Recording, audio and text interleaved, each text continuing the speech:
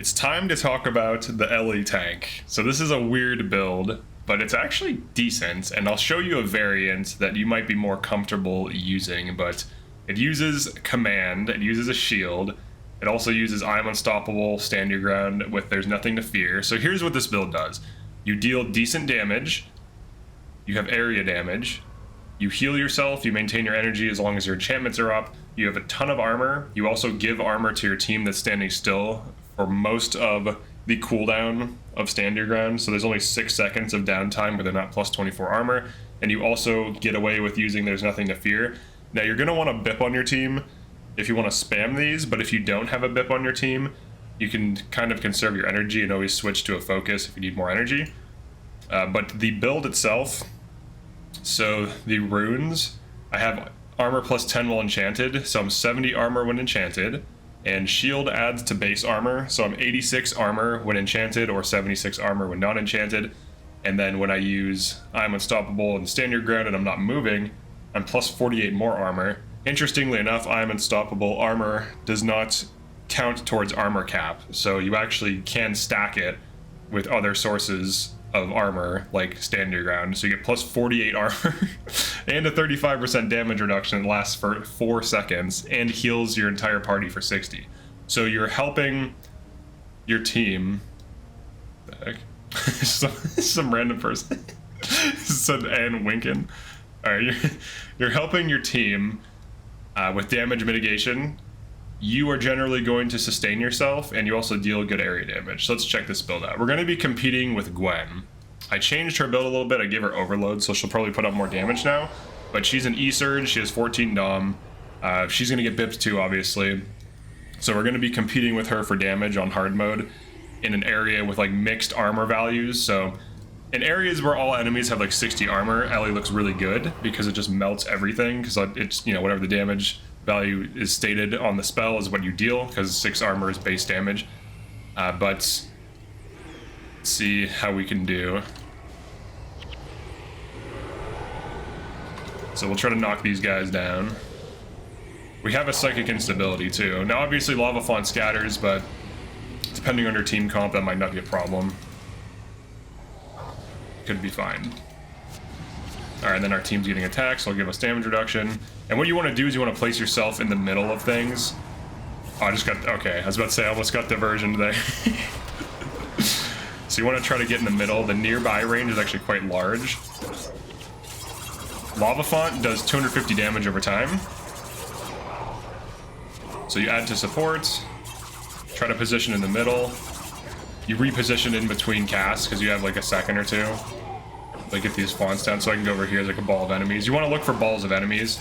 So I'm actually out damaging the E-Surge, and I can focus on their healers. You can use the scatter to get threats off of your team too. Like let's say you over aggro, you can use the scatter to get things away from your team, and you can also use it to shut down enemy healers because when they run away, they're not casting spells. So if they run away for like 2 seconds, they're not doing things, which also creates opportunities for a team to get kills. But some, you know, people, maybe they don't want the scatter. Show you alternate builds. But right now we're top damage by a lot. It's not even close. I have more exhaustion than I normally would because of the elite of that enemy boss. So if you're wondering why I have so much exhaustion. And if you do have too much exhaustion, you can like hold off on using meteors. Just kind of chill out. These knock you down when they crit for some reason. I don't know why that is. But if we have I'm unstoppable, so we're okay. Oh cool, I got a Q9 Celestial Longbow. Oh, it doesn't have a good mod. The OS experience. Oh cool, I got this OS drop. Bad mod. Aw. It's like every OS drop, dude. I chest run OS a lot. This is a new account that almost has Master Treasure Hunter. It's at 7k chest. I'll prove that too if you're skeptical. There it is. Every OS drop ever. Oh cool, Q9. Oh, it's bad. And it's bad. Alright, so here's the build. Look at the damage difference. We have 3k more damage than an E-Surge. It also has energy management too. So it's pretty good. You know, it's a standard E-Surge build. So we out-damage the E-Surge. That makes me feel good. No, alright, so why run this? First of all, you're very tanky. Second of all, you have huge team support because you're an Ellie that's now providing mitigation, which is not something Ellie normally does. The other thing is you also still have big damage. Now, I know what you're thinking, oh, I don't want to run in there. I don't want to use a shield, whatever. Fine, you don't have to. You could do this. Let me save this, actually. Let's save this. For some reason, all my templates got deleted. I don't know how that happened, but Starburst tank, yo. All right, so here's an alternate. There is Savannah support. That's what I called it. So all right, so I'll give you two alternates. So here's Savannah support. You don't have I'm unstoppable. You could run it if you want. It's very similar to the previous build, except you don't need to run in. You spam flare. So what you want to do is Bed of Coals Meteor. Enemies will not scatter before Meteor goes off typically. So you can usually hit them with Bed of Coals into a Meteor. And then you can Savannah as needed, and then spam flare on downtime, and then just use this for party damage reduction, which is pretty good. And if you want, you could swap one of these out for my unstoppable. Maybe you don't want to run There's Nothing to Fear. It is really good though. It's still 35% damage reduction for 4 seconds, which is substantial. And Ellie is probably one of the few classes that can get away with running this because of the high energy. And if you switch to like a focus, right now I basically have a 40-40. If you switch to a focus, you can get more energy. So if you're running low on energy, or if you just don't even want to use a shield to begin with. Now the reason I decided to use a shield is because I'm spec'd into command. Now you could just drop command completely and just like run something like this. This would be fine, so that way you just have the armor, and then you also give your team this support, and then you still have damage. You could do that. So you could also do like battle standard or something. So like Ebon battle standard. This actually gives you plus 15 damage on all of your spells, including AoEs. So each of these gets 15 armor ignoring damage, which gives you a massive damage increase. It is pretty good.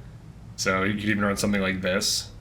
So your damage support, mitigation support. So anything, you know, if you have like rangers, other Ellies on your team, maybe some Rits that use channeling magic, stuff like this. Or even minions. Minions that attack with range. This would boost them as well. So you can run that, and then also, if you want to switch elites, you can run Double Dragon. So Double Dragon, you're going to need something that runs in. Now this particular build, this is basically just a Double Dragon build at this point, but you have this extra, so like you'd run something like this, you'd have this extra damage reduction, damage support, and then so if you're in the ward, you get 15 damage on your Double Dragon, and then wherever the ally is with the second Double Dragon, they also get plus 15 damage. So against 60 armor, you do 45 damage, and against even really high armor, you still deal at least 15 damage per hit. So this can be pretty decent. So the Double Dragon, the second one can be anywhere as long as you're in the ward. So this is another idea for, you know, increasing tanking. This is short-term tanking. You're basically just making your team tanky for 4 seconds, but then also healing them, which relieves pressure from your healers and also gives you a kind of safety net if your ST spirits go down, which, you know, that can happen. That can cause a wipe, especially when just like playing with random players, you know, your ST spirits go down and you're in between protection. This could be like a good little buffer until Shelter gets recast. So these are the builds, I would say. This is kind of like Ellie support idea. I think it's pretty good. I think it's worth using. Personally, I enjoy using Starburst, so I'm probably just gonna run this. It's really fun.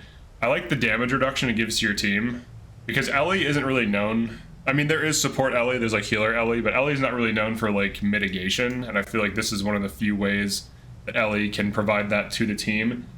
You can't really run Save Yourselves on Ellie because it can't really build adrenaline very well. It's not really suited for that, but running up and casting these spells in optimal locations and just maintaining these is something you can do, and then you can switch between the shield set and a focus set. And you can always have like a high energy set as well if you want to mess around with that, especially if you have a BIP. You can get away with that if the fight goes like longer than you expect and you need to get off There's Nothing to Fear and stand your ground.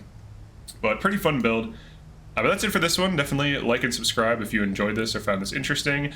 Feel free to drop a comment as to how you would improve the build, or if you run something similar, because I'm always curious to see what people will use, and I'll see you in the next one. Peace.